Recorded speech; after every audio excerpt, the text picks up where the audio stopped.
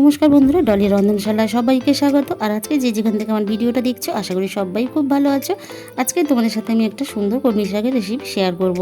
এখানে আমি প্রথমে কলমি শাকটা খুব ভালো করে ধুয়ে নিয়ে আমি কুচো কুচো করে কেটে নিয়েছি।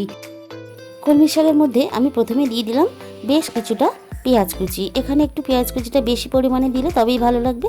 আর দিয়ে দিলাম কাঁচা লঙ্কা কুচি। কাঁচা লঙ্কা কুচিটা তোমরা নিজেদের মতন করে ব্যবহার করবে। আর দিয়ে দিলাম স্বাদ মতো লবণ। প্রথমে এখানে কলমি শাক, পেঁয়াজ কুচি আর কাঁচা লঙ্কা কুচি খুব ভালো করে হাত দিয়ে মেখে আমি নরম করে নেব।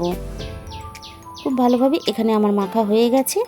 এবারে আমি এর মধ্যে দিয়ে দেব 2 চামচ পরিমাণ বেসন। লবণ দিয়ে কলমি শাক, পেঁয়াজ কুচি খুব ভালোভাবে নরম করে নিলে এইভাবে মেখে তাহলে এখানে আর জলের ব্যবহার করতে হবে না। এরপরে আমি দিয়ে দিলাম অল্প পরিমাণ কালো জিরে, আর দিয়ে দিলাম এখানে অল্প পরিমাণ হলুদ গুঁড়ো আর 1 চামচ পরিমাণ ভাজা জিরের গুঁড়ো,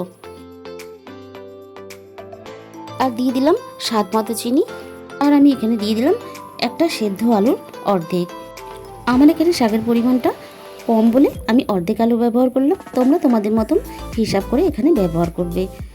বেসন দিয়ে আমি সব কিছু খুব ভালো করে এইভাবে হাত দিয়ে মেখে নেব। অল্প পরিমাণ চিনি ব্যবহার করলে যেহেতু শাক, এটা খেতে কিন্তু খুবই ভালো হয়। এবারে আমি একটা একটা করে বড়ার আকারে এইভাবে গড়ে নেব। বন্ধুরা, কলমি শাকের তো আমরা অনেক রকম রেসিপি খেয়েছি। আমার মতন করে তোমরা একটু একদিন গরম ভাতের সাথে এইভাবে কলমি শাকের বড়া বানিয়ে খেয়ে দেখো, খুবই ভালো লাগে। তাছাড়া শুধু মুখেও গরম গরম এই বড়া খেতে অসম্ভব সুন্দর লাগে। আজকের রেসিপিটা তোমাদের যদি ভালো লেগে থাকে একটা ভিডিওতে লাইক করো আর প্রচুর প্রচুর শেয়ার করো।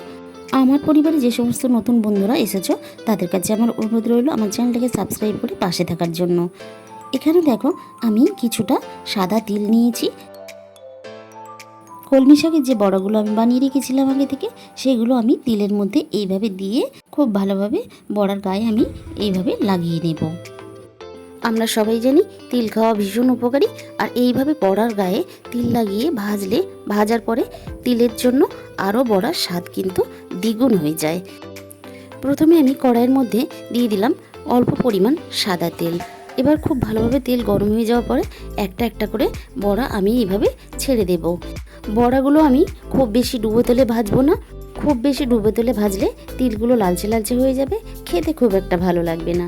এইভাবে আমি একটা সাইড খুব ভালোভাবে হতে দেব। একটা সাইড খুব ভালোভাবে হয়ে গেছে। এইভাবে একটা একটা করে আমি উল্টে দিয়ে মাঝখানটা এভাবে চেপে চেপে দেব। তাহলে বড়ার ভিতরটা খুব সুন্দরভাবে ভাজা হবে। দেখো এখানে আমি সব কটা বড়া একইভাবে এইভাবে উল্টে পাল্টে দিয়ে ভেজে নেব।